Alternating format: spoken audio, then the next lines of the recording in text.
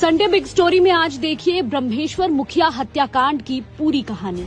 CBI ने 10 साल बाद आरा सिविल कोर्ट में चार्जशीट दायर कर दी है। पूर्व एमएलसी हुलास पांडे समेत 8 लोगों को आरोपी बनाया गया है। इसमें एक नाम ऐसा भी है जिसने सभी को चौंका दिया और वो है मुखिया हत्याकांड के गवाह रहे बलेश्वर राय का। हुलास पांडे ने 6 गोलियां मारे हैं। हमको शुरू से ही शक था हुलास पांडे ऐसा कुकर्म कर सकता है। मुख्य साजिश करता सरकार के वो सफेद पोश लोग होंगे। तारीख थी 1 जून 2012। आरा जिले के कतीरा मोहल्ले में सुबह के वक्त ब्रह्मेश्वर मुखिया मॉर्निंग वॉक पर निकले थे। घर से कुछ ही दूरी पर घात लगाकर बैठे हमलावरों ने उन्हें कुल 6 गोलियां मारी। मुखिया ने मौके पर ही दम तोड़ दिया। निशान जो हैं गोलियों के वो आज भी यहाँ पर इन दीवालों पर मौजूद है। जैसा कि आप देख सकते हैं, एक यहाँ पर है, एक इधर है और ऐसे ही और भी जो दाग है गोलियों के वो यहाँ पर मौजूद है। ये वही जगह है जहाँ पे ब्रह्मेश्वर मुखिया का जो शव था वो यहाँ पे पड़ा हुआ था और यहाँ से जो आग उठी वो आरा से लेकर राजधानी पटना तक जली। कुछ ही देर में ये खबर जंगल में लगी आग की तरह पूरे बिहार में फैल गई। गुस्साई भीड़ ने जगह जगह आगजनी और उपद्रव शुरू कर दिया।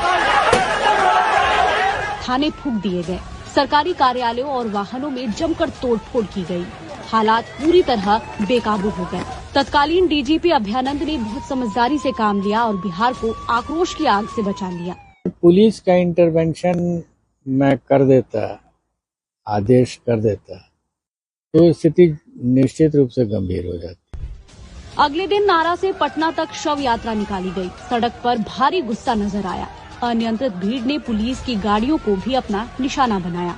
ब्रह्मेश्वर मुखिया के साथी रहे नरेंद्र सिंह बताते हैं कि आखिरी यात्रा में इतने लोग पहुंचे कि रास्ता जाम हो गया था। शव यात्रा निकला कि आरा से लेकर पटना तक रोड वन वे हो गया। माने गाड़ियों का काफिला माने लग रहा था कि माने हजार 1,500 गाड़ी की संख्या है। ब्रह्मेश्वर मुखिया के पोते कुंदन सिंह को पहले से ही इस बात की आशंका थी कि हुलास पांडे उनके दादा को निशाना बना सकता है। कुंदन ने हुलास की इस दलील का भी जवाब दिया है, जिसमें वो कह रहा है कि मेरे साथ 6 सरकारी अंगरक्षक थे, मैं कैसे हत्या कर सकता हूं। तो मैं ये बता देना चाहता हूं कि अंगरक्षक जिसके पास होते हैं अंगरक्षक उसके हो जाते हैं। अब मेरे ही साथ एक घटना घटी है कि अंगरक्षक मेरे साथ ऑन ड्यूटी था और हम 30 दिन बेउर जेल में थे।